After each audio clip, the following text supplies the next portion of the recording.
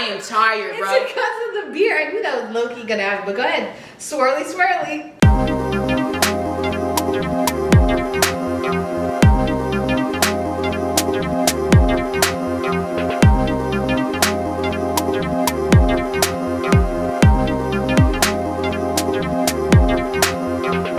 What's up, everybody? Welcome back to another episode of Words and Wine. Today we are making our first raspberry beer cocktail. It's supposed to be a raspberry beer cocktail. They didn't have raspberry concentrate, so this is gonna be a wild berry beer cocktail. Okay? A little switch up. Go over our ingredients, please. So you got the concentrate, the juice concentrate, beer. Your favorite beer. This is my favorite. This Stella Artois, and that's pretty much it. This, before y'all talked mess about me, I don't drink vodka, okay? I'm a Hennessy drinker, so I was not finna pay for. You think that would have been better? Yeah, it's a better. I would not have paid. What do you guys think for this? Because after this episode, I'm never drinking this. She paid for it though. Let's just put that out there. Anyways, all right, let's get it cracking. So, first things first. First things first. Put ice in your cup. Yes. Then you shall open the beer. Boom. Like so. You're gonna pour the whole thing in there. Because that's your business. 12 ounces. Well, do you want 12 ounces? You're not really a beer drinker. Do you think you're gonna like this or no? I don't know. I mean, you might as there's only that much left, so you might as well. Alright, cool. Yikes. How do you fit all that in there? I don't know. Okay. Great. That's the problem. But it's okay. Don't worry, this will be another explosion. It's gonna be. So you have 12 ounces of beer. It's not gonna be another explosion. The only reason the other time it exploded was because you had that sparkling water. Yep. Go ahead. We're not supposed to put acidic drinks in there. Yeah, anyways, whatever. So you pour 12 ounces of beer, right? Done. You need half a cup. Half a cup. Half a cup. Oh, half a cup. Yep, that's probably like 2 of those. Yeah, you know, we estimate a lot of stuff over here. It's like 2. This is about 2 shots. Hopefully. I mean, that definitely sounds like a half a cup. So it's just one of these? Because this is a double shot. Is this really a double shot? Because this be like a regular shot to me. That looks like a regular shot. I would say yeah, so what is it? So this is half. Damn, that's smart, though. Anyways, all right, you got 2. Ooh. And then don't they say? See, it's a lot of foam. It's not like really full. It's just a lot of foam from the beer. Beer and liquor makes you sicker. Or is it? I'm glad you're in a comfortable environment. Just in case you get sick. Liquor and beer makes you. I don't know. I forgot how it goes. Damn, I am not the friend. You're not supposed to. I ain't never been the friend who takes care of friends when they drink. I'm the friend that gets taken care of. So I hope you alright. You know what I'm saying? Because I don't know what to do. And I'm the friend that takes care of all the friends. So it's like. I hope I'm alright too. Yeah, just put a lot of juice in there. You're supposed to thaw out the juice, by the way, because this, for those who don't know, it comes frozen. Yes, it comes frozen. All right, so we're gonna do that because it's supposed to be 12 ounces. Once again, we just be estimating stuff. If you want to make it properly, whatever feels good. Just look up the recipe yourselves. Whatever feels good. But we doing it slightly this way, yeah. Because oh shit, bro, I'm tired of this. I'm tired of this, bro. I'm tired of this, man. I am tired, bro. It's because of the beer. I knew that was low-key gonna happen, but go ahead. Swirly, swirly.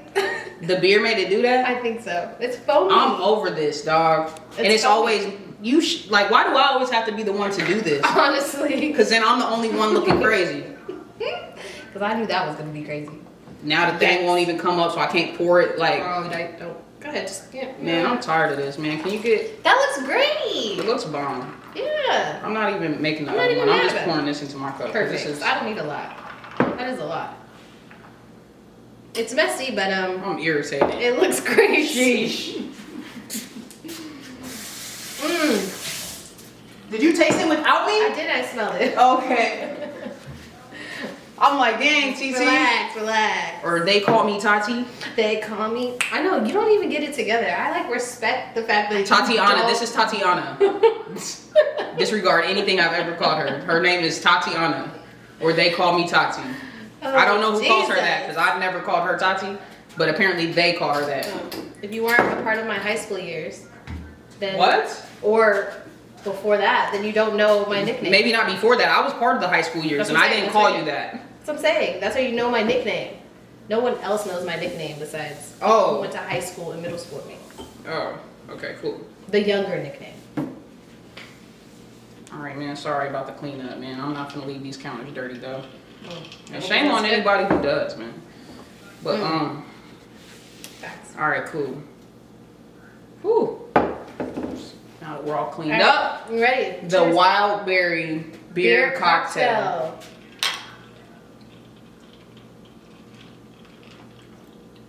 It's actually pretty fire. That's actually not bad. I'm not gonna lie. That's actually really not bad. She doesn't even drink beer. Mm-mm. So once again, clap it up for me, because I'm out here making it really happen with these drinks, and I don't know what I'm doing. Spilling it everywhere. I don't even be measuring This is like stuff. the best one yet because there's been some worse ones. There was one good one last week. No, that don't compare to this. No, though. it doesn't. Yeah. Presentation wise too. A plus. And that's without the garnishing. Supposed to put a little lemon, If you want to. razzle dazzle in there. Whatever your heart desires. All right, man. Tune Let's in. get to it.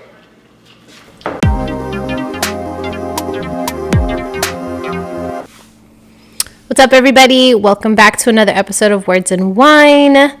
Today we are drinking our beer cocktail, Wild berry beer cocktail. which I'm a fan of. So kudos to Jay for making it. You know what it is. So we're just gonna dive right in. Our topic today is goals. So we're gonna kind of start off with how we started the year in our goals and what goals we kind of set for ourselves this year, and then have we achieved our goals this year, and then summing up the beautiful year of 2020. So go. What was your goal this year? My goal every year is the very same. I just want to make progress. Yeah, that's it. Like whatever, in every aspect, actually. Like just with like my spirituality, my money, my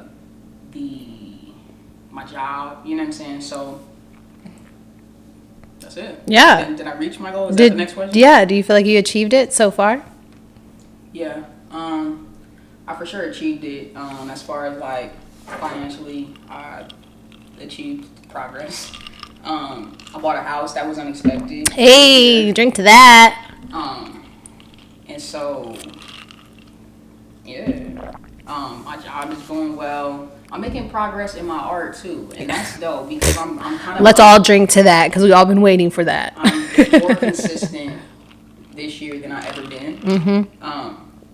So I'm making progress. So yeah, I mean, I don't really believe in setting specific goals because like anything can happen. You know, like think about all the people who probably had a specific goal. Boom, pandemic hit. Now Right. 5 million people are unemployed. Like Right. your goals. That has been your line, by the way. I know because that's real. Like I say it so much, but it's like it's real. Like It is. because I think sometimes like we get down on ourselves, but we have to remember like nobody in this room was impacted that way. Yeah. And think about how quickly like our jobs could have been snatched from us. Quickly. You know what I'm saying? Our livelihood. Quickly. Like you don't know like in 2 weeks I know like cool I'm getting paid. Like no matter Yeah. what I spend right now, like I'll replenish it in 2 weeks. You know what I'm saying? Everybody can't say that. No, and so they it's can't. Just like, yo, like we're blessed, yo. Yeah. So I always say it because it's like it's just a way for me to like reset my gratitude. Like dang, like no matter what, like I'm grateful because I haven't been impacted the way a lot of people have been impacted. No, I feel you. The person who was about to buy this home, like they went through everything, they picked the lot and all that stuff, and then boom, they were impacted by the pandemic and they weren't able to buy it.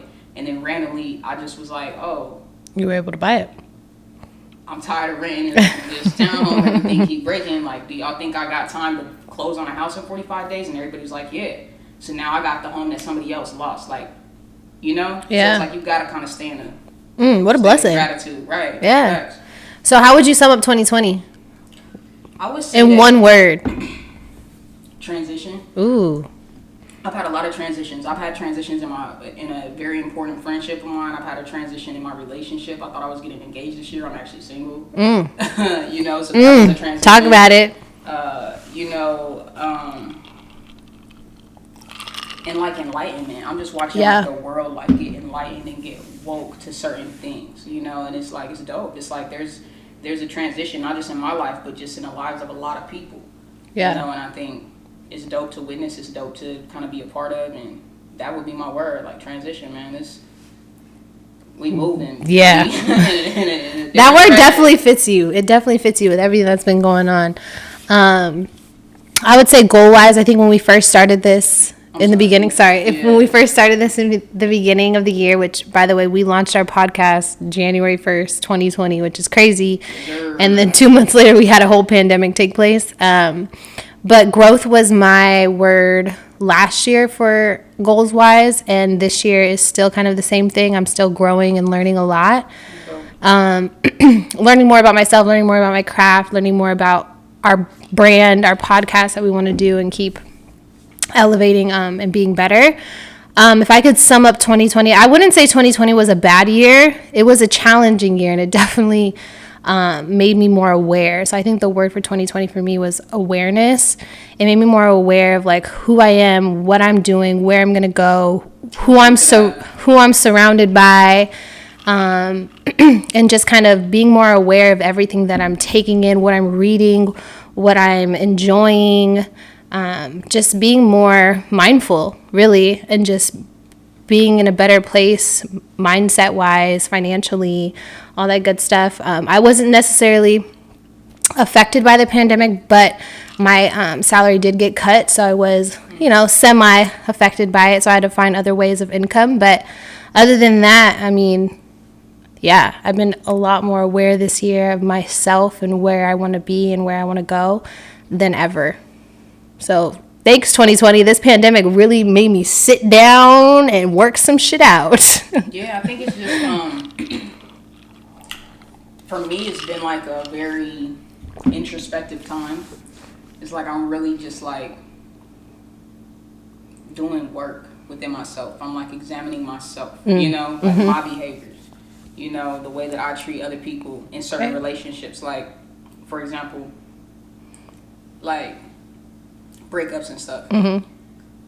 You could say like your side of the story, but then it's like you're not really saying your side of the story. You're saying your side of the story from your perspective, right? You know what I'm saying? But you don't know like from another person's perspective how they feel, how they felt, because of you, right? Because of your actions, because of your words and stuff like that. So I just been like really like figuring it out, like, damn, like, how do I make people feel? You know what I'm saying? Like, what am I doing wrong? It's easy to point and be like, oh, you toxic. But it's like, what toxic behaviors and traits do I have that I need to work on, like, or my lack of communication or something like that. Like, if I don't communicate effectively when I'm angry or something.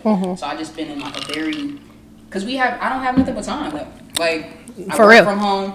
Right. Everything I need is, like, from home. Yeah, home. Like, I gotta leave to get groceries. I leave, to go to the gym and stuff. But, like, it might be, like, if I'm not kicking it with nobody, like, I'm in this mug alone. You know what I'm saying? So it's like I don't have nothing else to do but, like, think and, like, reflect and write about educate. It. Or, like, you know? So it's, like, it's been very introspective for me. Yeah. And so I kind of feel that, like, now you're aware. Now I'm aware in a different kind of way, too. Exactly. For sure. I feel like the pandemic really made people sit down and see themselves or see their family and see a lot of things that are going on in their surroundings. And I think it's necessary. I think sometimes we get so caught up in day-to-day life, work and whatever else is going on that we don't even, like, sit down to think about, like, how the person that you live with is making you feel or how you make them feel or whatever the case may be. So I think it's important sometimes that we take time away from all the chatter and craziness that our day-to-day lives may bring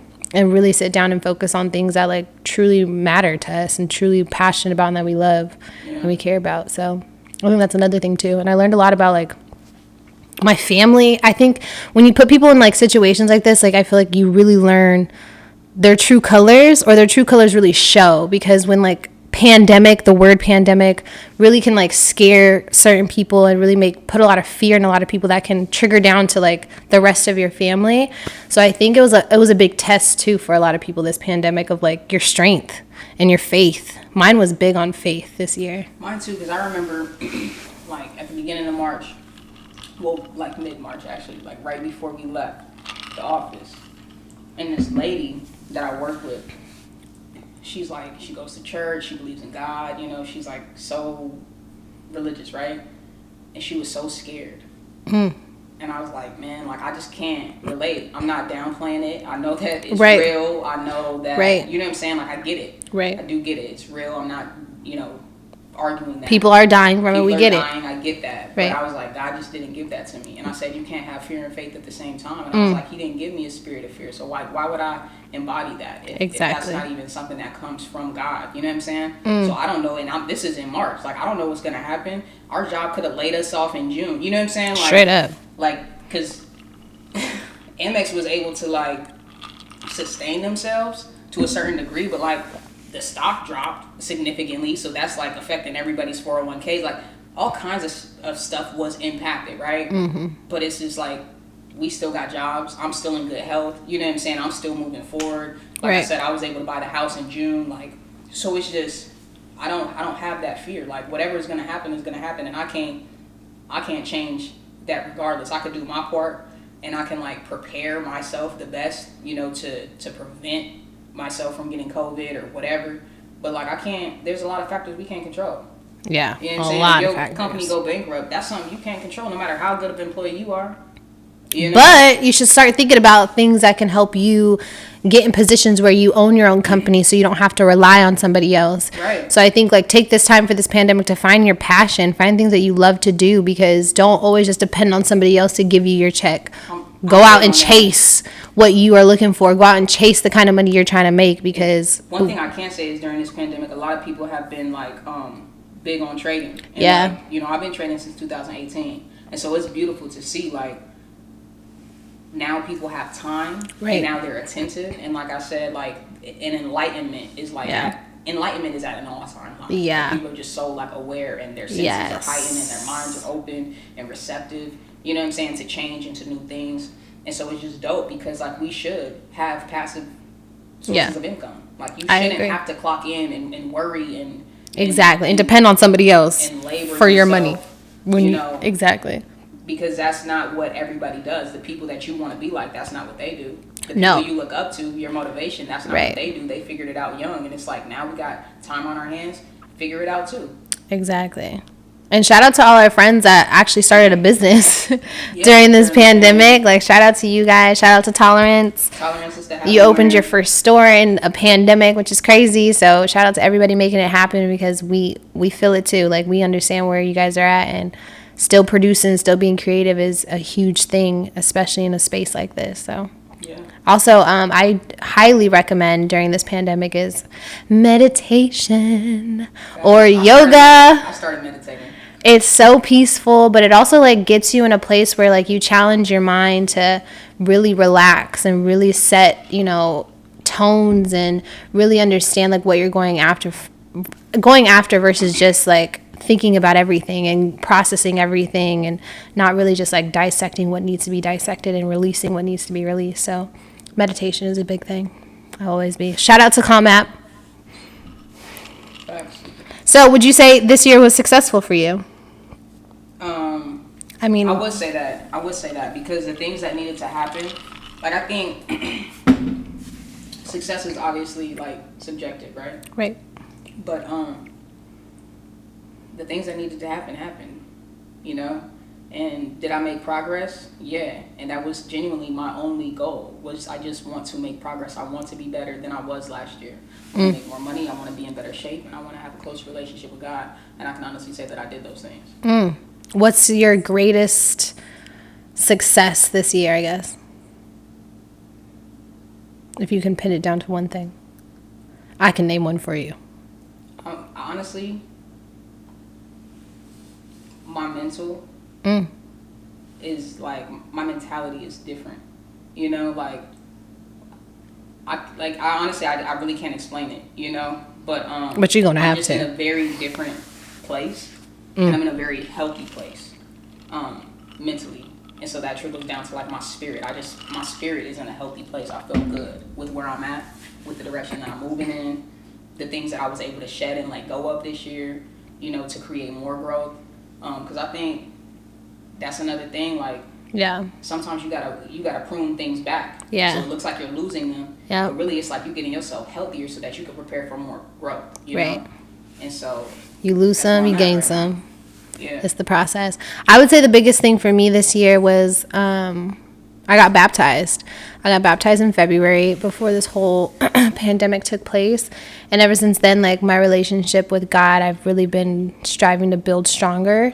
And so I've really been focused on that. And I think I've done a really good job overall. I have a lot to still learn and a lot to still do. But I feel like I've gotten my mind to a good place spiritually, where my faith, it can't be tested, or my faith can't be triggered or moved any kind of way. It's more solid, which I'm excited about. Yeah. That's dope. So I would never say that 2020 was a bad year or anything. It may have started out that way. I wouldn't say started.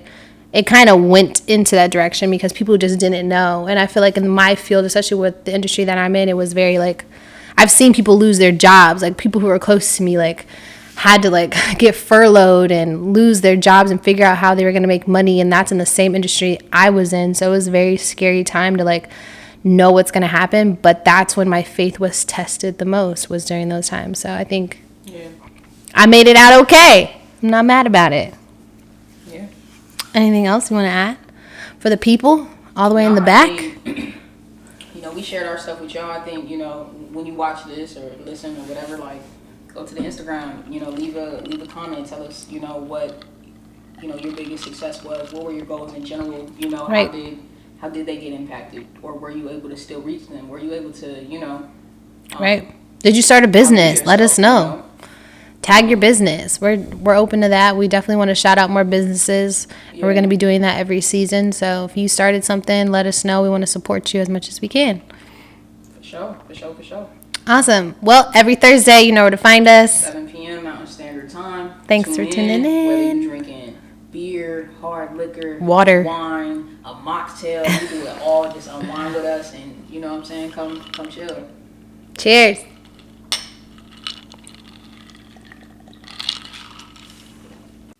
One major takeaway from the 2020 pandemic: having a plan is cool, but you got to learn how to transition.